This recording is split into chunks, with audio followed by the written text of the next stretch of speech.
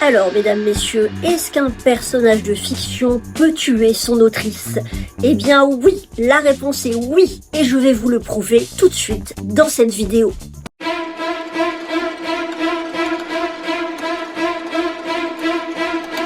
Avant de commencer, une petite page de présentation. Vous êtes sur la chaîne Marie Capron Thriller et dans cette chaîne, je vous partage mes galères d'autrice, mes galères de femme, mes galères de vie et aujourd'hui, en particulier, mes galères avec le personnage que j'ai créé, devrais-je dire le monstre que j'ai créé, Priya Dharmesh, commissaire de police réunionnaise d'origine indienne, qui est l'héroïne de ma saga de thriller. Alors, pourquoi est-ce que je vous dis que ce personnage a failli avoir ma peau?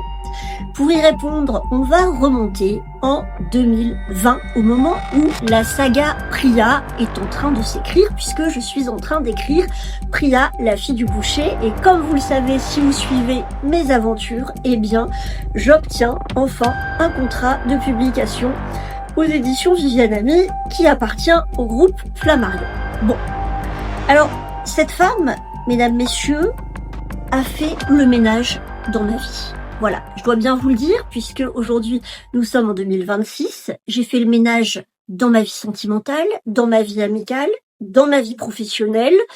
J'ai arrêté certaines mauvaises habitudes. En fait, ce personnage m'a littéralement transformée et j'ai envie de vous dire, pour le meilleur et pour le pire, de toute façon, je n'ai pas eu le choix parce que aujourd'hui, dans ma vie, Priya est en train de passer presque, je dis presque parce que je la freine, au premier plan.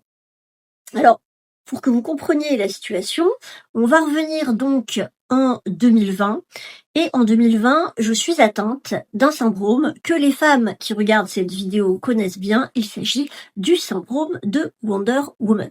Alors, qu'est-ce que le syndrome de Wonder Woman? C'est un syndrome qui, en général, s'attaque aux femmes qui sont de bonne volonté, qui ont quand même du courage, qui sont énergiques.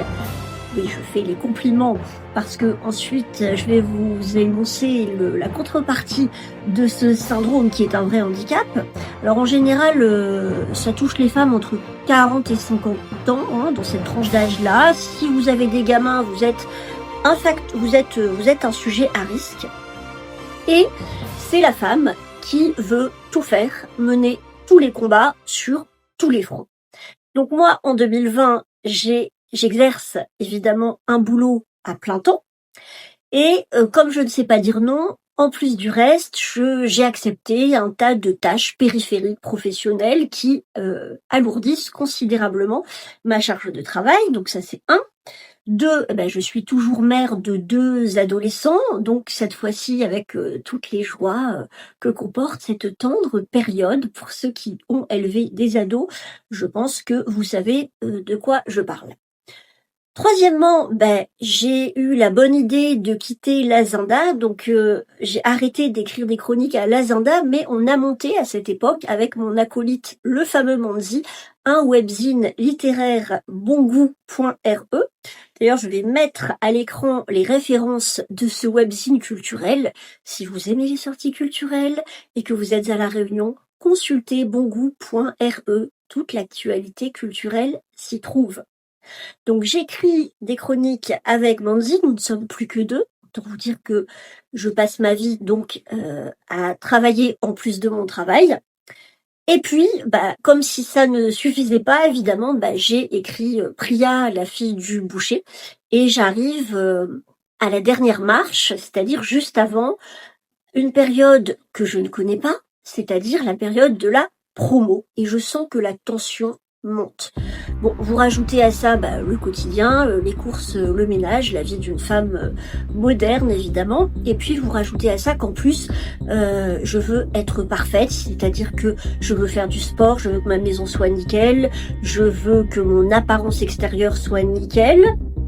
Et donc ce qui se passe, c'est que environ 1 mois avant le démarrage de la promo de Priya, la fille du boucher, je dors de plus en plus mal, je respire depuis de plus en plus mal et je suis un jour sur mon parking et je dois aller rejoindre une amie. Et là, mon cerveau s'éteint. Pendant à peu près 3 secondes, mon cerveau s'éteint, c'est-à-dire que je ne sais plus où je suis. Je n'arrive plus à parler. Je ne sais plus où je vais.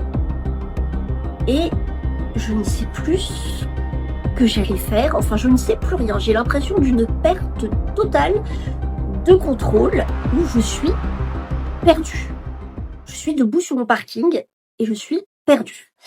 Alors, si ça vous arrive, eh ben, sachez que c'est les débuts. Ce sont des signes annonciateurs de burn-out. Donc, allez vite, consultez. Et puis surtout, faites comme moi.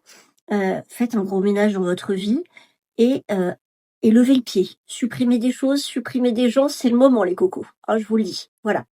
Alors, vous n'êtes pas obligé non plus d'arriver jusque-là. Je vais vous dire pourquoi j'étais arrivée jusque-là et pourquoi Priya a failli me tuer, mais en même temps m'a sauvé la peau. Donc, je suis sur mon parking et je me rends bien compte que ça ne va pas. Et une amie me dit, Marie, je crois que tu es en train de faire un burn-out. Peut-être que tu fais trop de choses.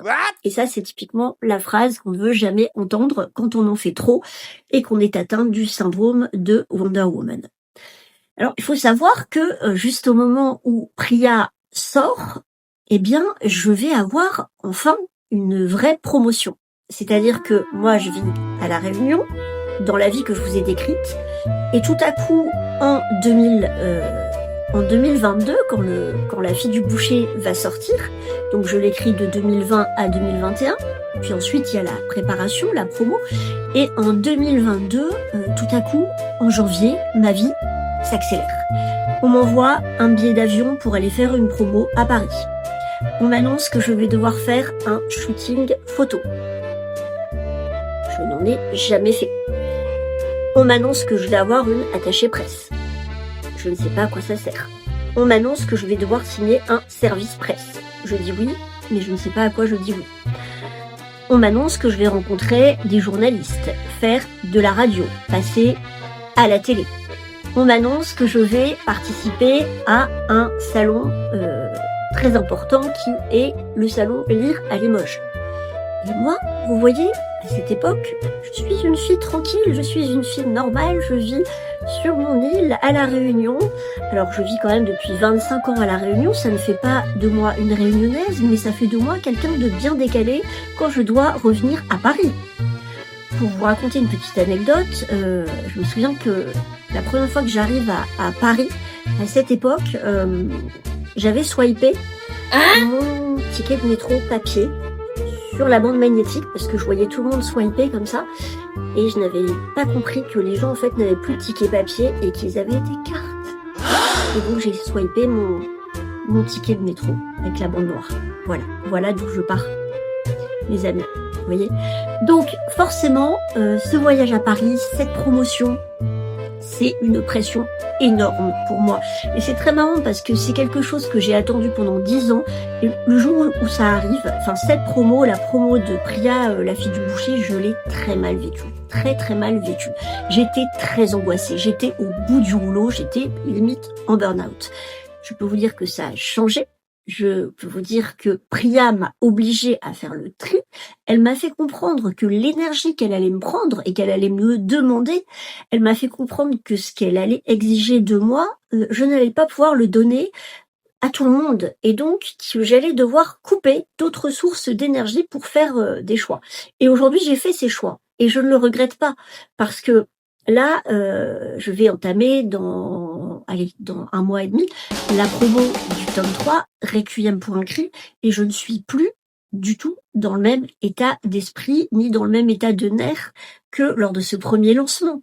Mais ça, c'est grâce à Priya, parce que de toute façon, j'aurais pas survécu à cet ouragan qui est cette femme dans ma vie. Parce que c'est une femme entière, c'est une femme qui ne transige pas, et c'est une femme qui me demande toute son attention. Faut bien que vous compreniez autre chose aussi, c'est que Priya, finalement, elle rentre dans ma vie, mais elle n'en sort pas, puisque j'écris La fille du boucher en 2020. Et je fonctionne en 2 temps. Une année l'écriture, une année la promotion. Une année l'écriture, une année la promotion. 2022, 2024, 2026. Ça veut dire que là, au mois de juillet, je vais commencer à écrire la suite. Je vais commencer mon 4e livre. Et en ce moment, je suis en train de me poser un vrai dilemme parce que je me demande si ça ne serait pas sage d'abandonner un peu la saga et d'écrire un stand-alone, donc un livre indépendant qui apparemment fait beaucoup moins peur aux maisons d'édition et aux libraires. Mais je peux déjà vous dire que Priya ne me lâche pas. Priya me raconte tout ce qu'elle a à me dire pour la suite à longueur de temps. Cette femme parle dans ma tête, cette femme occupe mes journées, et donc je pense déjà avoir la réponse. Je pense que je ne pourrais pas lâcher Priya, ou plutôt que cette femme n'est pas prête à me lâcher. Donc il va falloir que je vive avec. Alors il y a autre chose de très important pour bien comprendre pourquoi un personnage peut réellement avoir votre peau si vous ne l'écoutez pas. Et donc, ce qui s'est passé entre l'écriture de Priya, la fille du boucher, et l'écriture de Priya, le silence des nonnes, c'est que j'ai dû prendre des décisions drastiques, en particulier commencer à apprendre à dire non pour dire oui à Priya, commencer à travailler à temps partiel pour avoir plus de temps pour l'écriture et pour la promotion, et puis sans doute réduire considérablement mes activités sociales.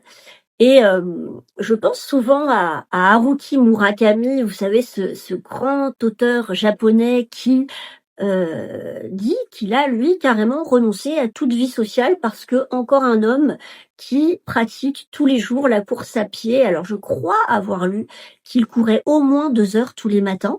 Et il a dit à sa femme que ça n'était plus la peine de le solliciter pour des soirées ou pour quelconques activités de rencontres, que le soir il se couchait tôt parce que il voulait se lever tôt pour courir et pour écrire.